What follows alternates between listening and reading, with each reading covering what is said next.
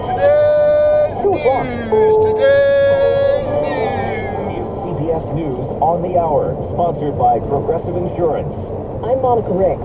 Tropical storm Alberto is gaining strength in the Gulf as it barrels now towards Texas. But strong winds and rain are already hitting coastal communities. CBS's Dave Malkoff's at a marina in Corpus Christi. This marina is being evacuated because of all the storm surge. It's just getting way too dangerous for anybody who's watching their boat or who's watching the restaurants that are here. Jesse Rojas is helping people prep there. We put together several thousand sandbags for the community. We're distributing these sandbags for the anticipation of all the flooding that we're supposed to get. The storm could weaken, though, after it makes landfall tonight in Mexico. More than 70 million people are still under heat advisories in the Midwest and Northeast, and just trying to find ways to keep cool.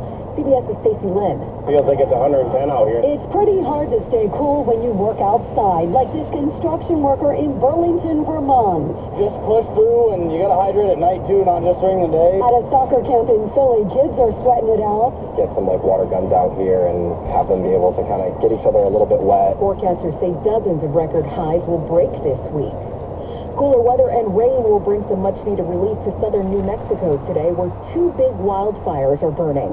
KBBC TV reporter Hannah Fresquez is in Rio Doso. Over 1,000 structures have been burned completely to the ground with little to no foundation. Trees still standing in the area, as ponderosa pines are considered to be one of the most fire-resistant trees. One person died there. Louisiana Governor Jeff Landry signed a bill today to put the 10 Commandments in schools. If you want to respect the rule of law, you got to start from the original lawgiver, which was Moses. He calls it a conservative victory and says he can't wait to be sued. Many condemn it, saying it's a violation of separation of church and state. Today, the nation's marking Juneteenth, the day slaves in Texas finally learned they were free. Here's CBS's Allison Keys.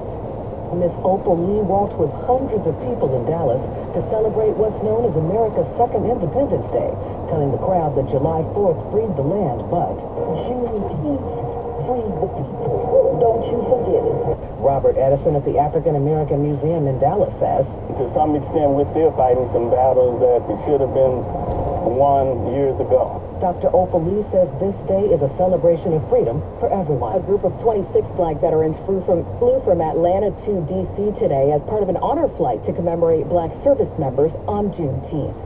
This is CBS News. Well, that's today's news. I didn't hear any good news, did you? I didn't think so. I guess it's all about perspective. The glass is half full. Well, as always, I'd like to thank you again for coming along with me on these dash cam news adventures. You know the drill.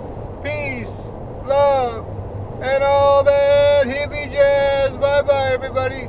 It's 77 degrees in Concord, California.